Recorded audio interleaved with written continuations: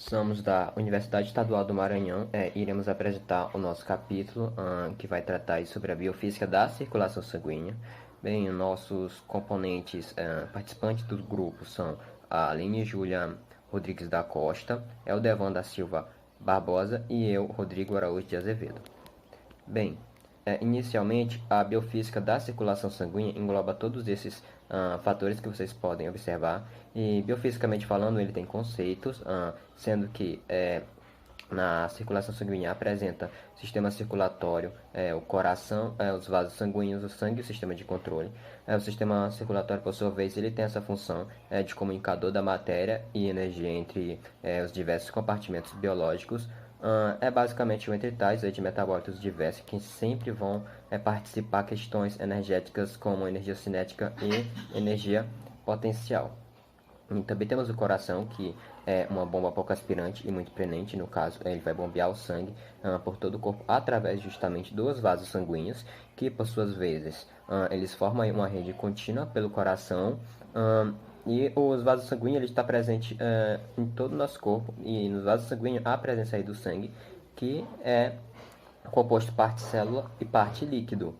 Também temos a presença aí do sistema de controle que funciona de forma autônoma, mas ele vai ser ligado ao sistema nervoso central. Bem, em relação ao campo eletromagnético e circulação, a gente observa as seguintes questões. O potencial de ação do miocárdio ele vai possuir um componente rápido e um componente lento, cuja somatória dos pulsos elétricos gera um registro mais complexo. Bem, ou seja, a gente observa bem nessa imagem, simplificando esse parágrafo, que é basicamente questões de polarização e despolarização. Bem, justamente aí o que acontece no coração o que faz ele bombear esse sangue no nosso corpo, né, no decorrer do corpo? É justamente através das células do marcapasos atriais. Essas células têm essas questões elétricas que vão fazer aí gerar estímulos, principalmente para músculos e nervos, e vão fazer aí com que tenha essa funcionalidade, né, da contração, justamente através da despolarização, que vai liberar esses estímulos elétricos. E com isso o coração vai bater e vai bombear o sangue, e o ciclo assim se repete. Bem, na imagem A, a gente observa aí uma questão como a despolarização. Na primeira figura a gente temos a despolarização. Na segunda figura a gente tem a polarização invertida. Na letra C a gente temos a repolarização novamente. E na última imagem a gente tem aí mostrando a dispersão. Nessas ondas elas vão se dirigir aí em várias imagens, várias direções na verdade, e aí ela também tem uma resultante, que é a resultante do eixo elétrico e vetor cardíaco do coração. Então basicamente a questão do coração é basicamente polarização, repolarização, despolarização, e é basicamente assim que funciona. Bem, a gente também tem aqui nesse seguinte slide mostrando a relação do eletrocardiograma, que é muito importante. Não tem como falar sobre a biofísica da circulação sanguínea sem o eletrocardiograma, que por sua vez ele tem esse traçado típico que a gente observa aí na imagem, e ele é bastante importante porque ele oferece as informações clínicas e científicas necessárias e que contribuem muito, principalmente para a área da saúde. Bem, no eletrocardiograma apresenta alguns métodos, como esses métodos que eu vou dizer seguir, são três no caso. Os métodos principais de registros clássico aí de Einthoven, o método unipolar de Wilson e o registro unipolar aumentado, sendo que o primeiro consiste em ligar esses aparelhos, esses aparelhos que vocês observam bem aí na imagem, eles ligam no braço direito, no braço esquerdo, no pé esquerdo, e cada modo de ligar recebe esse nome de derivação. A gente observa bem aí a imagem mostrando como eles calculam essa questão da derivação. Quando eu falo eles, eu falo em quem utiliza esse método para aplicar justamente na área do eletrocardiograma aí, no coração. Bem, temos o segundo método também, que é o método unipolar de Wilson.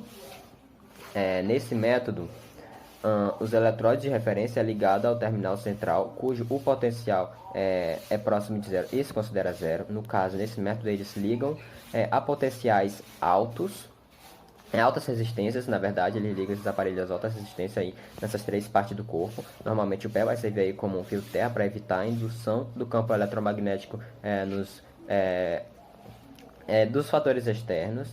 E é basicamente isso. Eles utilizam esses eletródios justamente para localizar, medir aquela eletricidade daquele local, como nessa segunda figura, utiliza aí no tórax aqueles eletródios para justamente captar aquela energia daquele local.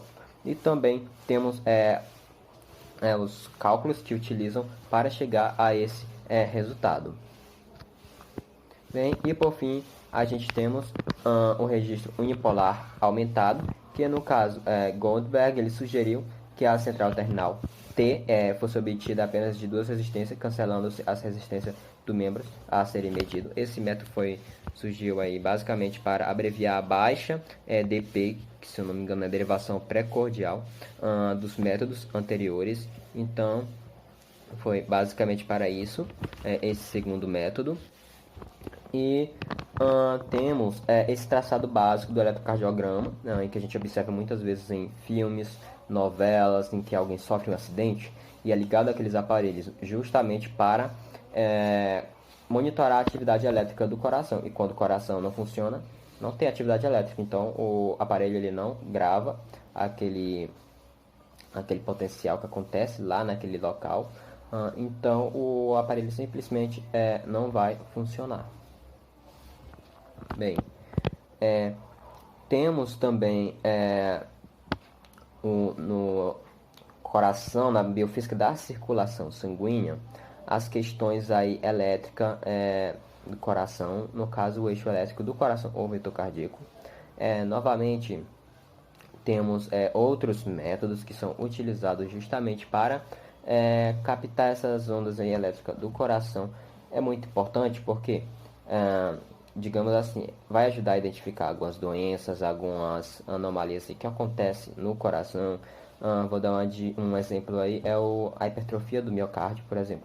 Órgãos que tem algo aí de errado com ele, tem a eletricidade daquele local diferente da de um órgão saudável. Então, eles identificam justamente através desses fatores.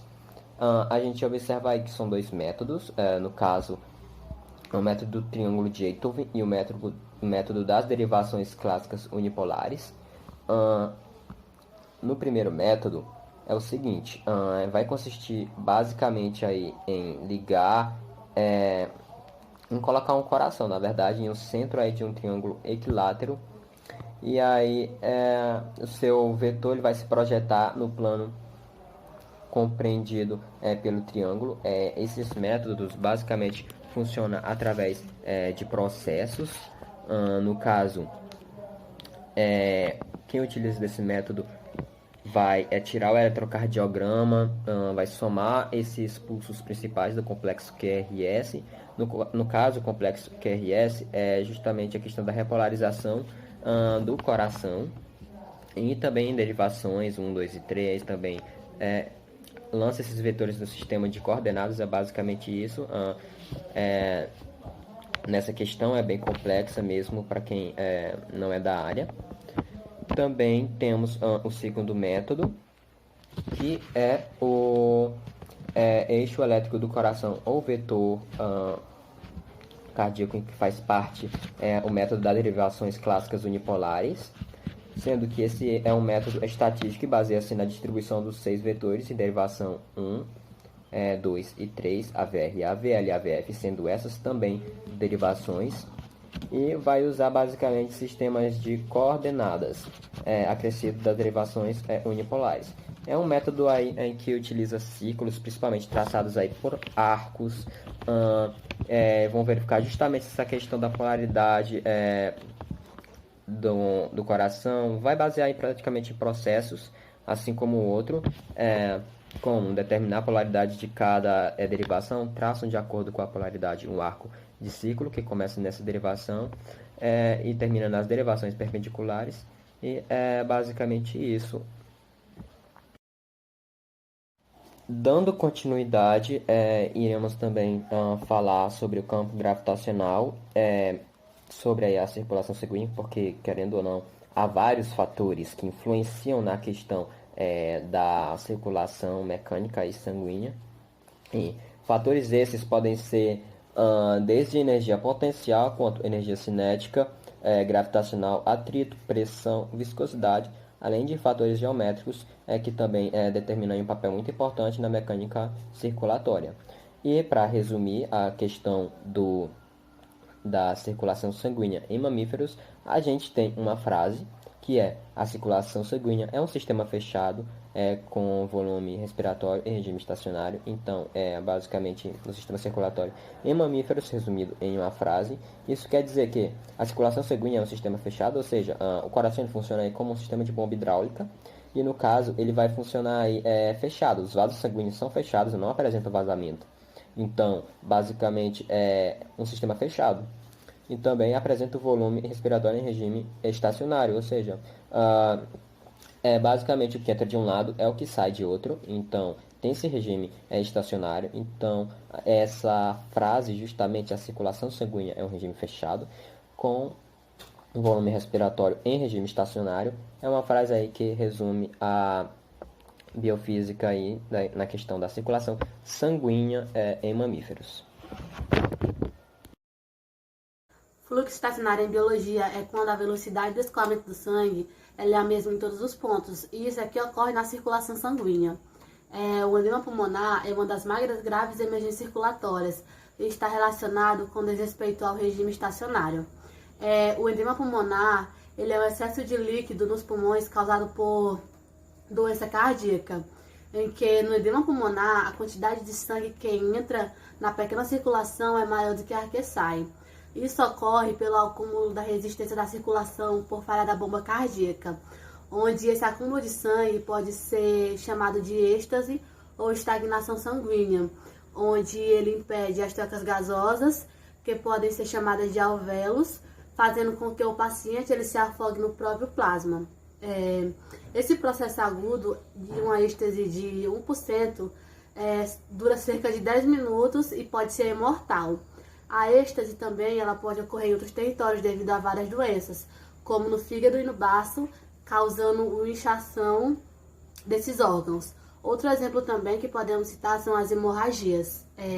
As hemorragias crônicas ela pode se estender a longo prazo até serem perigosas, devido ao possível restabelecimento da volêmia, que é o volume de sangue que circula no corpo.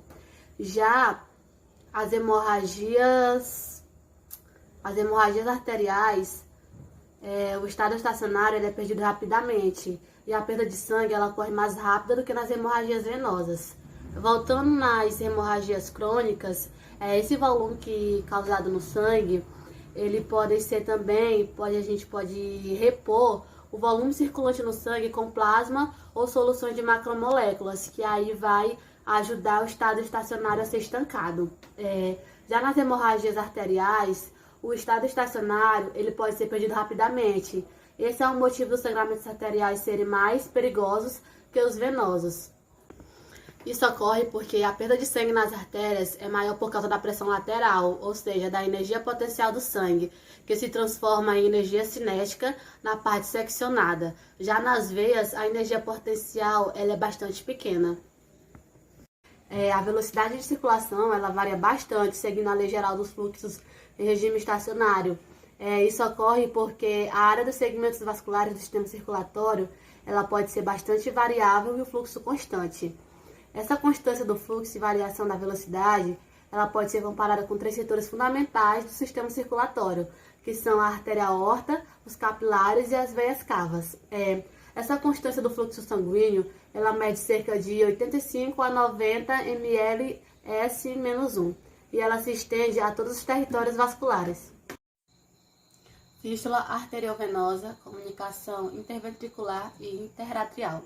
A comunicação desse contexto ela pode ocorrer de forma estranha, como uma forma de curto-circuito entre os compartilhamentos circulatórios.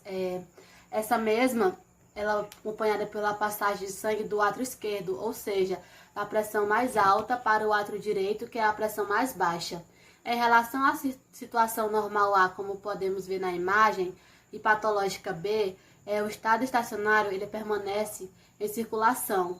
Porém, no caso B, a circulação contém uma sobrecarga extra de X ml de sangue.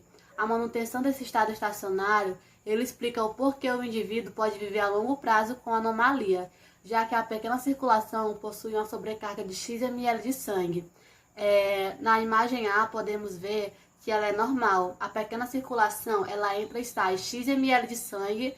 Na grande circulação, ela entra e sai X ml de sangue. Já na B, que é a patológica, a pequena circulação, ela é igual na forma que vemos nas imagens. Ela entra e sai X mais ml de sangue. E a grande circulação, ela entra e sai X ml de sangue, como ocorre na A. Anomalias do fluxo, gradiente de queda da energia potencial, estenoses e aneurisma. Primeiramente, a estenose ela é o estreitamento da luz do vaso, já a aneurisma ela é uma dilatação. O que acontece quando há anomalias do fluxo com a pressão lateral do sangue? Podemos ver na imagem que com o gasto da energia cinética e a reposição pela energia potencial, vai cair nos segmentos normais. Nas partes estacionadas, o sangue ele circula com maior velocidade e assim a energia potencial vai caindo além do gradiente normal. Já no segmento pós-estenose, embora a velocidade seja normal, a pressão ela continua sendo menor. Na região do aneurisma, a velocidade ela é menor. Então, isso vai ocasionar que a energia potencial ela faça um alto doamento e isso vai restabelecer o circuito viçoso. A aterosclerose, ela consiste na decomposição de gorduras e cálcios, entre outras substâncias. Isso faz com que a velocidade do sangue aumente e a pressão lateral diminua nessas regiões. Então, após a queda da pressão lateral, a nutrição dos tecidos acaba ficando prejudicada. Isso ocorre a isquemia, ou seja, a deficiência de sangue e até mesmo o infarto da necrose, que é o que acontece nos tecidos. Relação entre a onda de pulso e a velocidade da circulação. Como podemos ver no slide, todas as artérias elas possuem uma dilatação que ela pode ser perceptível, como uma discreta batida de contração cardíaca via pulso. Primeiramente, como vemos na imagem, o que é pulso? À primeira vista, parece ser uma corrente sanguínea impulsionada pela contração cardíaca, mas não é. A tomada de pulso ela fornece informações importantes que são sobre o funcionamento do aparelho circulatório, como, por exemplo, a presença de arritmia, ou seja, a falta de ritmos, a intensidade, dentre outras características também.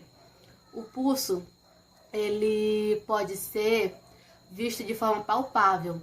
Já a corrente sanguínea, ela é o deslocamento da massa do sangue proveniente do movimento das hemácias transformada em matéria. A onda de pulso, ela pode se propagar com velocidade de 4 a 6 vezes maior que a corrente sanguínea, podendo ser palpável, como eu havia falado antes. No entanto, a corrente sanguínea ela não é perceptível ao tato e precisa de métodos especiais para poder ser percebida. Energética da sístole e da diástole. O ciclo da contração cardíaca ela passa por duas fases, onde a sístole ela provém da contração com esvaziamento do coração, em que os átrios expulsam o sangue nos ventrículos e esses nas artérias aortas, que é o coração esquerdo, e na artéria pulmonar, que é o coração direito. Já a diástole, ela acontece com o relaxamento da entrada de sangue nas cavidades cardíacas e o fechamento das válvulas arteriais. No período da sístole, o sangue ele é acelerado em todas as artérias pela massa sanguínea, que é rejeitada pelos ventrículos. Durante a diástole, tanto na pressão como na corrente sanguínea, continuam, mas em níveis menor. Esse fator ele se divide em dois componentes. O primeiro, como energia cinética, que acelera o coração e dilata a artéria, e o segundo, como energia potencial, que armazena na artéria. Como vemos na imagem, a origem da força do porquê a pressão e o fluxo continuam durante a diástole. Na figura está representado o ventrículo esquerdo instantes antes da sístole acontecer, em que a contração do ventrículo acabou lançando a massa de sangue com energia cinética. Quando a sístole termina, logo se inicia a diástole. Então, a válvula aórtica se fecha e a energia cinética da contração acaba se desgastando. Desse modo, a energia potencial armazenada na artéria se transforma parcialmente em energia cinética. Então, os dois componentes eles se unem de novo, como energia cinética mantendo a corrente sanguínea e outro como energia potencial mantendo a pressão lateral. Pressão nos capilares, forças envolvidas. Antes de tudo, capilares são túbulos delgados, que nas paredes ocorre o intercâmbio metabólico entre o sangue e os tecidos. Os capilares também eles têm um comprimento de 0,8 a 1,2 nanômetros. Eles também correspondem à única parte do sistema cardiovascular acessível a trocas metabólicas com os tecidos. Suas estruturas e forças envolvidas são específicas, assim como o resto de todo o sistema vascular.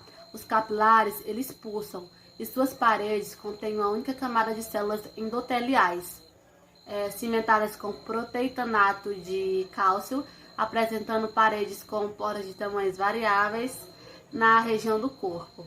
No sistema nervoso central, esses poros eles medem cerca de 3 nanômetros e permite trocas de moléculas muito pequenas, como água e gás. No fígado, há poros de até 10 nanômetros, que permite algumas trocas de macromoléculas, e a velocidade da circulação no leito capilar ela é lenta para poder permitir as trocas metabólicas necessárias. As forças responsáveis por esses parâmetros é apenas o equilíbrio. O estado estacionário no capilar ele é de extrema importância, sendo que se o fluido que sai é menor do que o fluido que entra, imediatamente a água é retirada. Ou seja, no edema pulmonar, onde há várias doenças de edema e todos estão relacionados a uma alteração das forças. Outro fator que eu também achei importante, que não está dentro do tema proposto para a gente, mas eu vi em outras pesquisas, é como a viscosidade do sangue afeta a pressão. Dentro do fluxo sanguíneo, quanto maior a diferença de pressão entre as duas extremidades do vaso, maior vai ser esse fluxo sanguíneo. Já na viscosidade do sangue, quanto maior a viscosidade do sangue, menor é o fluxo. Isso é que vai acontecer na circulação sanguínea. Então, dando continuidade, agora nós vamos falar sobre os tipos de fluxo, o fluxo laminar, fluxo turbilionar e seus relacionamentos com a circulação sanguínea. A rheologia é a ciência que estuda os fluxos e as deformações, distingue dois regimes de escoamento, que no caso é o fluxo laminar e o turbilionar. O fluxo laminar, a entropia é adequada ao processo, não havendo o desperdício da energia cinética, e o fluxo ele é proporcional à velocidade linear do sangue. O fluxo turbilionar, a entropia é exagerada, porque parte da energia cinética em vencer um atrito maior, causado pelo choque de fluidos em um movimento turbilionar, e a velocidade linear do fluido ela é menor. Então, nós podemos entender que o fluxo ele não cresce proporcionalmente com o aumento da energia cinética. O fluxo laminar ele é silencioso e o fluxo turbilionar ele é ruidoso. Como podemos perceber aqui na bureta A, o líquido ele é liberado lentamente, o corante ele se dispõe em camadas semelhantes e ele vai se afunilando no centro do tubo. Então, quando olhamos por cima, nós percebemos essas camadas semelhantes e nós podemos chamar ele de lâminas de fluido. Esse é o fluido laminar. Aqui na bureta B, o líquido ele é escoado com o máximo de velocidade, o corante ele se distribui de forma irregular e quando olhamos por cima a gente percebe essa desorganização das camadas. Esse já é o fluxo turbilionar ou turbulento. No número de Reynolds e a velocidade crítica, o número de Reynolds é o valor dimensional que indica o limite entre o fluxo laminar e turbilionar. Esses são números que são condutores retilíneos é de cerca de 2.000 para cada fluido, inclusive no sangue, e o número de reinos ele é dado pela seguinte relação, onde VC ele é a velocidade crítica, D é a densidade do fluido e R é o raio do condutor e N é a viscosidade do meio. Aqui nós temos um exemplo que é onde é calculada a velocidade crítica da aorta. A distribuição das camadas de fluido. No escoamento laminar, a velocidade de camadas ela é maior no centro do tubo, diminuindo gradativamente. Esse caso ele é importante na coleta de amostras de sangue, em que os vasos são mais calibrosos, porque a amostra colhida pode ser representada na composição média do sangue. Nas partes próximas à parede, os vasos, a velocidade é mais lenta e há maior acúmulo de hemácias, leucócitos e plaquetas. Medida da pressão arterial. A medida indireta da pressão arterial é um método simples e valioso. Consiste em comprimir uma artéria através de um manguito de ar que é ligado a um manômetro. Então, quando a pressão sanguínea é suficiente para forçar um jato de sangue através da parte estreita de uma artéria, esse jato passa pela alta velocidade, produzindo fluxo turbilionar e vai ser ouvido um ruído rasgante a cada pulsar do coração. O manômetro ele vai indicar a pressão sistólica ou máxima, e quando se atinge uma pressão subcrítica, o escoamento volta ao laminar e o ruído desaparece. Aí o manômetro vai indicar a pressão diastólica ou mínima. Sopros circulatórios, a circulação sanguínea é silenciosa no fluxo laminar em todos os setores. O aparecimento de ruídos pela presença de fluido de fluxo turbilionar é conhecido como sopro circulatório e pode ser normal ou patológico. Se a velocidade do sangue na aorta passar de 37 cm por segundo menos 2, elevado a menos 2, aparecerá o fluxo turbilionar e com isso o ruído. Em crianças sadias, isso é normal e pode ocorrer em adultos também, após exercícios, com aumento da velocidade do sangue, que também é normal. E também temos o caso do fluxo turbilionar em aneurisma. O jato de sangue ele é lançado em aneurisma, que sai dele pode provocar turbulência com ruído associado, e essa turbulência é localizada na entrada e na saída do aneurisma, pois a região dilatada, a velocidade é menor. Os fatores físicos que condicionam o fluxo, a lei de Poiseuille, a equação do fluxo de um fluido em condutores foi estabelecida por Poiseuille, médico francês, que deduziu empiricamente. Então, essa equação também se aplica em vasos não circulatórios, fora do sangue. E nessa equação, nós temos o F, que é o fluxo, o ΔP, que é a diferença da pressão, o R, que é o raio do tubo, ΔL, que é o comprimento do tubo, e N, que é a viscosidade. E nós temos também π e 8, que são constantes de integração. A pressão, a diferença entre P1 e P2 condiciona o fluxo. Se o sistema necessitar de mais fluxo, o aumento pode ser obtido por elevação da pressão. Então, esse fator explica as falhas circulatórias decorrentes de uma pressão insuficiente. Quando P1 abaixa, o fluxo diminui. Raio, esse é um dos fatores mecânicos mais importantes para o controle do fluxo na circulação.